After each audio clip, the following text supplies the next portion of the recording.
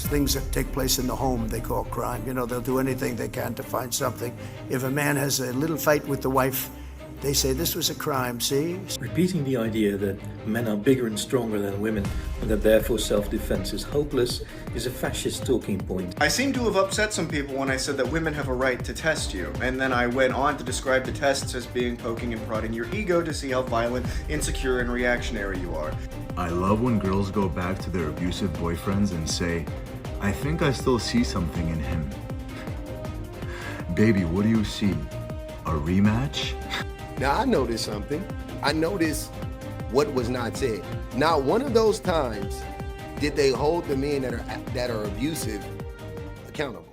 When we talk about like IPV, you know, like that men perpetuate towards women, you know, a lot of times men like to make a lot of excuses for it, and they talk about it goes both ways and all of that type of stuff. But in reality, we all like, we know if you're not lying, you know that it doesn't go both ways. You know that it's men that are overwhelmingly more violent than women and quicker to, you know, physically harm a woman than the other way around. I think that we need to start really, as a society, paying closer attention to this, because it's being like grossly underplayed, and you know. We'll get into it. We'll get into the Trump comments and all of that stuff, but I just think we just need to like have a totally different conversation surrounding, you know, interpersonal violence between men and women. But I do like some of the things that are being said here, so let's get into it in these videos I'm going to share. Listening to the president of the United States downplay IPV is not only sickening, but it's alarming, to say the least, because you know, the Women Protection Act, you know, that got signed in 1994. It got signed with the crime bill, if I'm not mistaken. So I mean, we barely had 30 years of, you know, protecting women from IPV, and since they deemed it illegal to rape your wife, which Trump would know about because his ex-wife, under oath, said that he used to rape her regularly. So that's probably why he's downplaying IPV. But this is both alarming. I mean, this is both disgusting and alarming. There's no crime. They said crime's down 87%. I said, no, it's more than 87%. Virtually nothing. And much lesser things that take place in the home they call crime. You know, they'll do anything they can to find something. If a man has a little fight with the wife, they say this was a crime, see? So now I can't claim 100%. A little fight with the wife. They're not talking about arguments, you dipshit. They're talking about men putting their hands on their women and on the children in the home. So yeah, that's a major issue. But again, I would expect this coming from an alleged rapist. You know what I'm saying? Like, I mean, he's been accused of rape multiple times by multiple women, but his wife, like I said, under oath, said that he used to rape her, and he doesn't think that the things that happen underneath the roof, you know, of the man or whatever could be considered a crime. So there goes that. Now, a lot of that ideology that Trump was, you know, taking from that stems from this. Like, a lot of what he is saying is rooted in this concept that we're going to get into right now. Repeating the idea that men are bigger and stronger than women and that therefore self-defense is hopeless is a fascist talking point, and the patriarchy will thank you for your service. So first off, when we're talking about differences between men and women, what we're actually talking about is the difference between the average of all men on the planet versus the average of all women on the planet. And of course, that says nothing about the difference between one individual versus another individual. Now, there does appear to be a difference of height between these two averages, but for a huge table, pages long, there is less than one standard deviation of difference between men and women, and in a lot of cases, less than 0.1 standard deviation. That is barely noticeable. The supposed difference between men and women in all of these characteristics is made up and not with your best interests at heart. The second problem is that for many of these things, the goal was invented after the result. So, for example, we have some disciplines in which men can display their great upper body strength, and there seems to be a difference between men and women, that men have slightly more upper body strength, and then afterwards we define this as being strong. By now, everything in our society is geared towards men showing off their upper body strength and women downplaying theirs. And because society has no control group, we cannot possibly say what is natural and what is nurture. What we've also seen in multiple disciplines is that sports were played together, mixed, until women started to win, and then the sport was divided into men's and women's disciplines. So in this case, obviously the goal is not for the best player to win, but for a male player to win. Now, you might have seen these videos where they hook men up to these stimulation devices that simulate menstrual cramps. And you see women displaying almost no reaction while men are falling off the chairs. So why don't we define this pain tolerance as stronger? That is something that I've talked about many a times on my channel, like pregnancies, menstrual cramps, things of that nature. I'm always like, so you're telling me that that isn't the definition of strength, being able just to, like, you know what I'm saying? Like, you know, the women, like, they hook up women to those electrodes and they go, let's crank it up to 13. And she's like, are you guys, is it on? And then, you know, they're like, all right, go to level 2. And the dude's like, ah. And I'm like, yeah, you're weak. We're weak. We can't take that pain. And I've said this as a man, like, if I had to have a child, I probably wouldn't, we wouldn't have a child. Like, my wife and I wouldn't have a child. Like, if you just took, like, if you just swapped out my organs, right? My reproductive organs tomorrow, and was like, you have to have the kid. You have to have the kid. It wouldn't have happened. It wouldn't have happened. I wouldn't have been able to do it. I'd have been too afraid. I wouldn't have been able to do it. And most men wouldn't be able to do it either, or they wouldn't be willing to do it, I should say. So yeah, I'm tired of that whole narrative that, like, conveniently, because we can do more pull-ups than women, then we're stronger than women. And I'm like, yeah, there are many, I'm talking about physical, there are many forms of physical strength, last time I checked. I think that will be useful in a fight. Problem number 3 is that self-defense situations are not arm wrestling. Self-defense is everything from mental health to lifestyle to strategy to tactics. And actual self-defense situations on a tactical level are not wrestling matches where the woman loses and afterwards is raped. In over 80% of cases, there is no physical confrontation. But even if there is, it is not like a weightlifting championship. Now, the fourth problem is that all of these things are irrelevant. In a self-defense situation, no matter whether I am a man or a woman, the attacker is always going to be bigger and stronger. Not because of who I am, but because of who they are. Perpetrators are cowards. Their number one goal is not the crime itself, but to get away with it unharmed. And so the premise, the most basic principle of self-defense, is that if you do get in a physical confrontation, the attacker will always be bigger and stronger than you are. Every single martial art or combat system on the planet is based on this first principle, that the attacker is bigger, stronger, and well-trained. Zero martial arts are about beating up smaller and weaker opponents. When you come to my class, I am not going to teach you how to beat up smaller and weaker opponents. Now, where I grew up, I was a head shorter than all of the other boys. Now, I first became interested in self-defense because I was sick and tired of being harassed, mostly by older men and older women. The harassment did stop, and even bigger and stronger men stopped seeing me as a potential target. So why is it perfectly normal for me, as a man, to learn to defend myself? Yet about women we say that it's impossible or hopeless because men are bigger and stronger?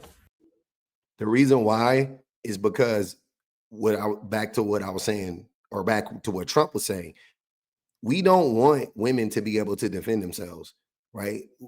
We want to use, we want to be able to abuse them as men. I'm saying, like, as a group, we want to be able to abuse them. That's number one. But number two, we also want to be able to use the concept of fear to control them as well. So we want to physically be able to dominate them. And we want the idea that, like, oh, y'all better be nice to us or we'll physically dominate you, or we'll allow another man to do so to control women as well. Like we want the fear coming from the physical and the mental. That's what all of this is about. And that whole idea how Trump was so flippant about like what's going on in the home is rooted in the idea of like women can't defend themselves anyway. Like, so you know what I'm saying? Like, so it's not a big deal. It's like it's as a man, I can do whatever I want to do because I'm bigger and stronger than a woman. As a man, I can do whatever I want to do because I'm bigger and stronger than a woman. What happens in the home stays in the home. It doesn't matter though. It doesn't matter. It doesn't matter if I'm abusing her. Who cares? I'm bigger and stronger than her. She can't do anything about it. It's wild, and it makes sense. Like he said at the very beginning, he said it's a fascist idea, and Trump is a fascist. So it makes perfect sense that Trump will be the one to come out here and be like, you get into a little fight with your wife, da da da da da. It's a little fight to you. It's a huge thing to her, though, right?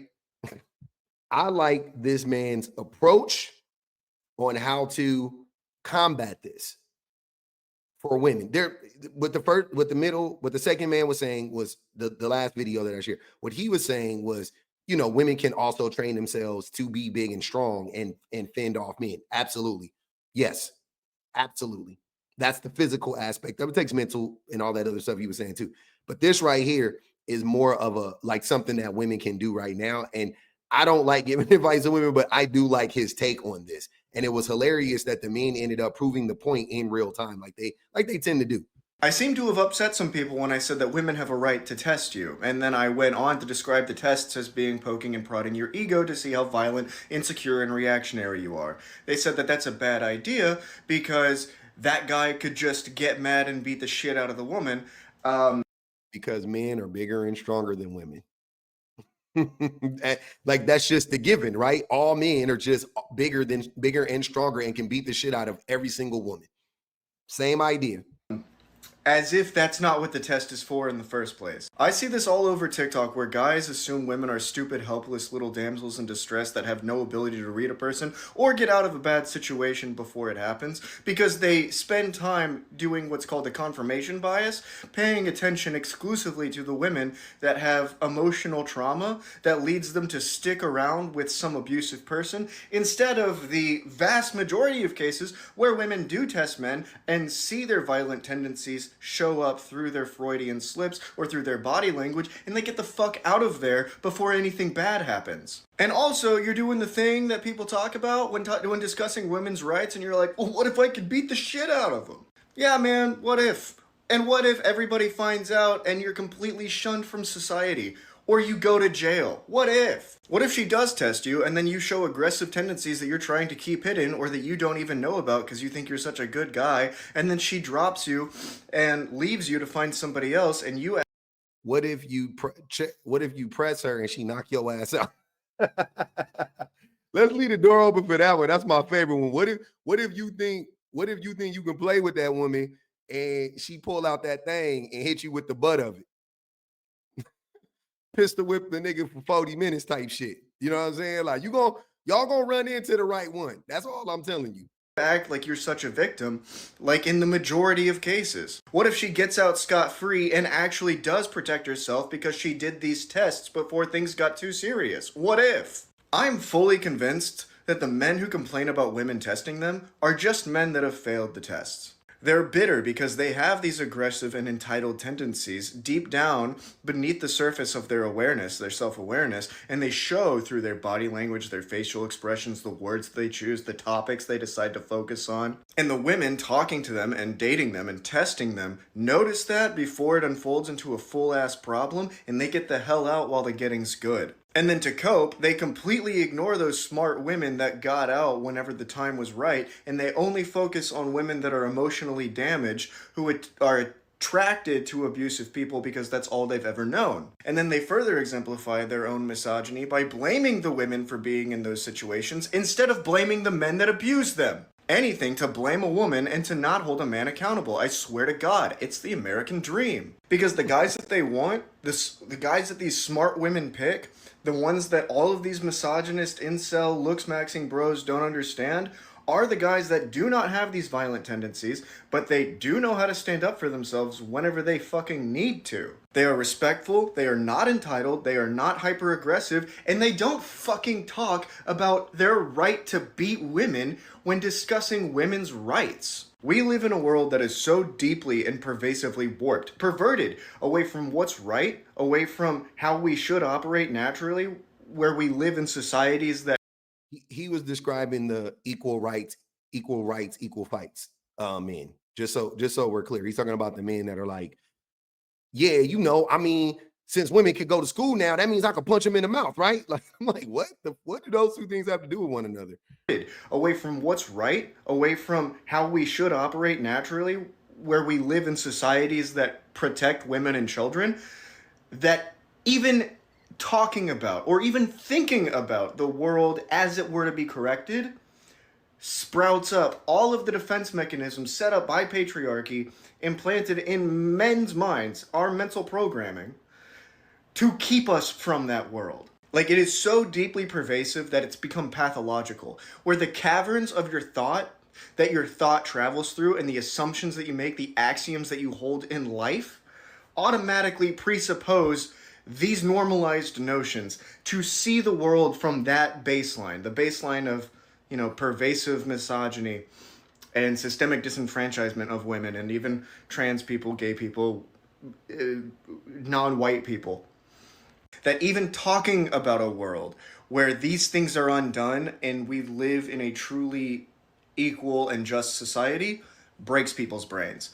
So I will not stop doing this until we figure out how to untie all of that and get it all set straight, which I want y'all to listen to these men, because these are the men that the last gentleman was describing. They're always victim blaming. Like, I want you guys to listen to these men and tell me something that you notice, or something that you notice isn't there. One of the two, right? Because this is very, very interesting. Why are abusive men never single? Like, these toxic, narcissistic, broke men are always in a relationship. Oh, and they're chopped too. Like, I just don't get it. What is so attractive to y'all about these? Or are they just that good at being manipulative? Dad, I'm on the phone with my partner and we talking about some shit. And we said this. Tell us if we wrong. Every nigga, not every man, every abusive man, they stay with a woman. Like, them niggas keep them a girlfriend or a wife or a spouse or a side. Bruh, every dude who beat hoes always got a woman. That's nasty work on. That's facts though. Cause who are they beating? How are they beating these women? How are they beating these women and they're abusers? Man, all abusers keep them a woman. Why are abusive men always taken? I got a question. That was the question, but I probably start off a little harsh. Why are abusive men always taken? Why are toxic men always taken? Why are men that are narcissistic always taken? Like, why are the bad ones, the horrible ones, why they always taken? Like, why they always got a girlfriend? Like, how that don't add, it don't make no sense, right? Why the why the horrible niggas always got a girlfriend and the good niggas be single? Like, what? I love when girls go back to their abusive boyfriends and say, I think I still see something in him. Baby, what do you see? A rematch? Now, I noticed something. I noticed what was not said. Not one of those times did they hold the men that are abusive accountable. Not one time did they ever say, why are men so abusive? They never clocked the fact that there are just a bunch of abusive men out there that they, you know what I'm saying? Like, there's so many abusive men out there that they end up in relationships, because most men are abusive in some way, shape, or form, whether it be physical, emotional, or a combination of the. I mean, well, if you're physically abusive, you're emotionally abusive. There's no separating the two. But there are some men who are not physically abusive, but emotionally and mentally abusive, right? Financially abusive, so on and so forth. Instead of y'all clocking that, instead of y'all focusing on that, You want to focus on the fact that women are choosing to be in relationships with these men, i.e. victim blaming, i.e. victim blaming. All of those questions were geared towards the women. If you think about it, well, why are these men in shitty relationships? Why are these men shitty men in relationships with women? That is geared towards the women. It's not geared towards the men that are abusive. Sir, why are you so abusive? Why are men so manipulative? Like that's the question to the men. That's a question for the men, right? The why are they or how are they in relationships are for the women who are in relationships with the men. Now, we're just going to discount the fact, I guess, that women that are abused oftentimes suffer mental breakdowns, and there's a fear of pain and death in the relationship if they leave the man, because we all know that the most dangerous time for a woman in a relationship is when she is leaving that man. That is the most dangerous time for a woman in a relationship. So you add to that an already abusive man, a man that has already shown aggression physically. Oh my God, that has to go up 100 times. The threat of violence, the threat of death goes up 100 times. So when you're wondering why are they still with that man, because he will kill her if she leaves. You dummy. But you know that already. That's not why you're asking the question. You're asking the question to shame the women and to manipulate the women and to make yourself seem better than the physically abusive man. Yeah, baby, I won't beat on you, but I'll cheat on you. Yeah, baby, I won't beat on you, but I'll lie to you. I'll manipulate you. I'll gaslight you. So much so to the point, you won't know which way is up and which way is down. You'll be so confused by the end of this relationship. You will have every shred of self-confidence removed from your body, from your mind. But I won't beat you. I won't beat it out of you. I'll lie it out of you. I'll gaslight it out of you. I'll burn it out of you. But I won't put my hands on you. Like, you're so much better. All the men who said that look like the worst types of men. And I also want to add this to it. I don't know why you guys think that the good guys are single and the bad guys are in relationships. There are so many men that are physically abusive that aren't in relationships. It's not even funny. Very few good men are not in relationships, though. I guarantee you, very few men that would treat women with respect are not in relationships. I promise you. The men that you're defending are these types of men. The men that you're like, oh, these men ain't in relationships. It's these types of men, right? Now, this is a funny ass commercial. This is a great commercial. Great, but Montebello Tutti Frutti, top tier commercial. Don't get me wrong, right? Tons of satire. You know what I'm saying? It's great. But I'm telling you that the guy, like the guy that's about to take a picture of his junk, those are the men that aren't in relationships with women. Those are abusive men.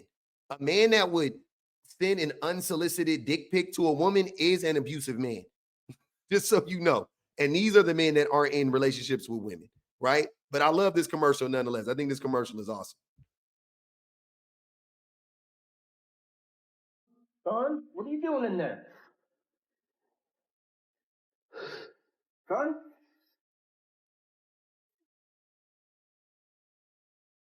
Hello? So I take a pic of my face. What? And she responds back, cute face. Will you marry me? Down the riverside flowing. Don't let this go. Don't let it fall. 3, 2, Don't 1, worry, hit. we'll take it slow. Just don't let it go. Just don't let. Hey, that's one of the best commercials I've ever seen. And it really is funny because basically it's just saying, like, instead of you being a weirdo, what if you turned that camera around and did like the cool thing? What if, and then look, there's so many layers to that, because once she hit him up, he followed through. And then you saw how he treated her. Most importantly, you saw how he wasn't, he was like, oh, instead of him being mad and upset with women, because he got a positive reaction. This is not to say that women should give men positive reactions like they owe it to us, but I'm just saying he just got a genuinely positive reaction, and that changed his whole perception of women in relationships. And he was like, wait, instead of listening to these fucking incel idiots, I'm gonna go the complete opposite and treat this woman with respect. And that's what he did, and it led to an immensely successful relationship. That's what it like. So it's the women like good guys. Like, you know what I'm saying? Like, I know we always talk about the good and the bad guys. Women like good guys. They like good guys. They don't like the dick pic guys. But the dick pic guys mask as the guy that would send a picture of his face. That's what I'm saying.